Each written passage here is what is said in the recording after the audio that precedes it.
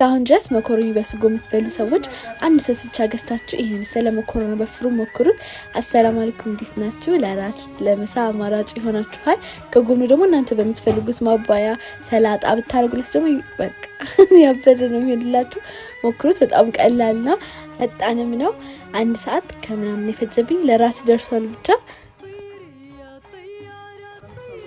የሚያስፈልጋችሁ ለመኮረናችሁ ውሃ፣ ዘይት፣ ጨው ታረጋላችሁ።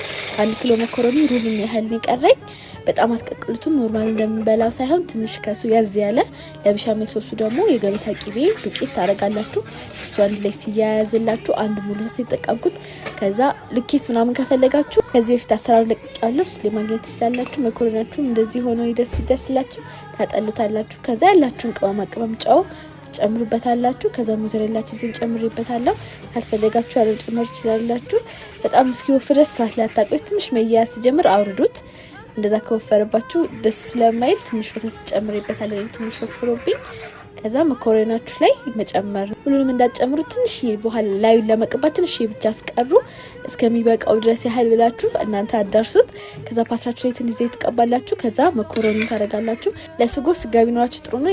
ስጋ ስላልነበረኝ ኖርማል ስጎ ከሰራው በኋላ ትንሽ ሲቀረው ቺፕስ እንደዚህ ጠብሼ በትናንሹ ጨመርኩበት። በጣም ቺፕሱ ሳይጠበስ ድንቹ ማለት ነው። ከዛ ይጣፍጣል። ስጋ ምትኪ ባይሆንም በጣም ባይሆንም ብቻ ይጣፍጣል። ከዛ እንደዚህ ያልኩ ከደራረባችሁት በኋላ ስጎ እንዳታሳንሱት በደንብ አድርጉበት፣ ድርቅ እንዳይልባችሁ። ከዛ መጨረሻ ላይ በሻሜል ሶሱን፣ ከዛ አሁንም ቺዝ ካላችሁ ከሌላችሁ ማለት ትችላላችሁ። ከዛ ጦሲን ትንሽ ላይ አድርጌበታለሁ። እናንተ ኦቭን ውስጥ እስከሚበቃችሁ ድረስ እስከሚቀላላችሁ መብሰሉን አለመብሰሉን እየወጋችሁ እያያችሁ